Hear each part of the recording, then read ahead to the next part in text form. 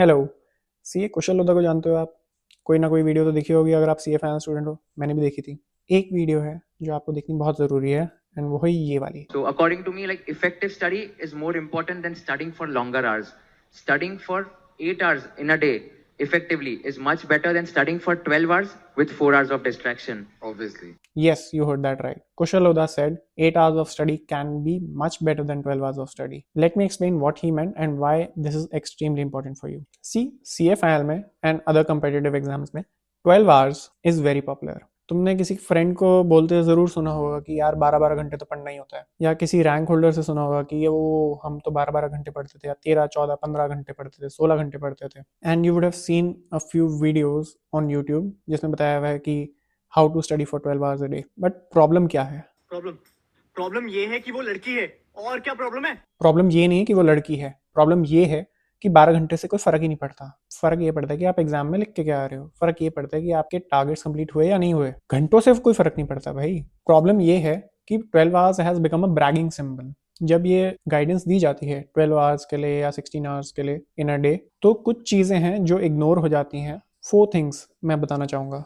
First, most of the people जो इतने घंटे पढ़ रहे हैं, who are single digit rank holders में भी, उनका स्टैमिना बहुत ज़्यादा होता है टू स्टडी, जो बचपन से बिल्ड हुआ होता है। स्टैमिना बिल्ड करने में टाइम लगता है। अगर आप सीए फाइनल से पहले कभी भी ज़्यादा देर तक नहीं पढ़ पाते थे और अब इमीडिएटली आप सीए फाइनल में सोच रहे हो कि आप दिन रात एक कर दोगे, पूरे टाइम पढ़ते रहोगे, आप अपनी एफिशिएंसी 6 आवर्स से सीधा 12 आवर्स ले जाओगे, इतना आसानी से नहीं होता। Second, some people are very good at academics naturally. उनको पढ़ाई उतनी दिक्कत वाली चीज़ नहीं लगती। For example my elder sister, मैं वैसा नहीं हूँ एंड काफ़ी लोग जो ये वीडियो देख रहे हैं वो ऐसे नहीं है। Third, there is no one approach that fits all. कुछ लोग शायद ये वाली अप्रोच प्रेफर करें कि एक दिन स्ट्रेच कर लिया, 12 घंटे पढ़ लिए एंड नेक्स्ट डे थोड़ा सा आराम से पढ़ लिए, खाली 6 घंटे पढ़े।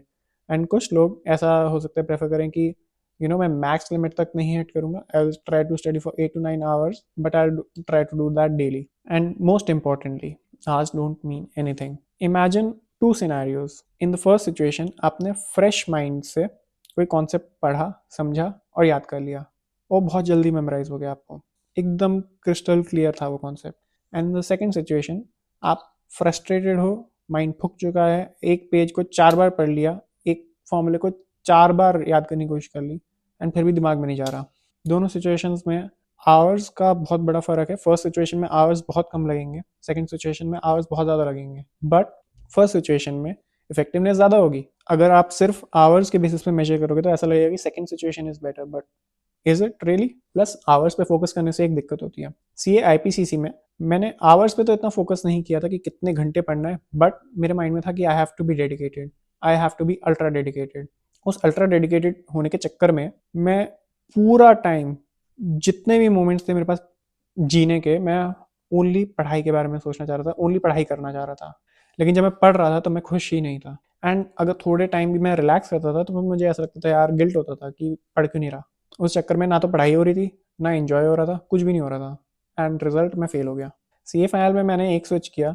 आई stop viewing leisure time as a waste of time, I started viewing it as recharge time. And जो एक संक कॉस्ट होती है आपकी, वो टाइम जो आप पढ़ने के लिए बैठे हो किताबों के सामने, लेकिन दिमाग के अंदर कुछ जा नहीं रहा for whatever reason. Maybe आप डे ड्रीम कर रहे हो, मे बी आप डरे बैठे हो कि यार पास होंगे नहीं होंगे, मे बी कॉन्सेप्ट बहुत टफ है एंड आप सैचुरेट हो चुके हो एक ही सब्जेक्ट पढ़ पढ़ के, whatever the reason may be.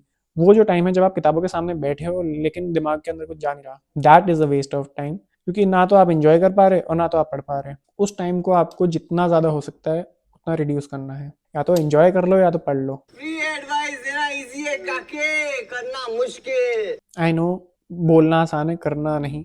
बहुत मुश्किल होता है बैलेंस आउट करना। But because I change my approach, C A final में the result changed. I passed. I cleared both my groups in first attempt with 62.25% with 3 exemptions, and I was not depressed. I was happy.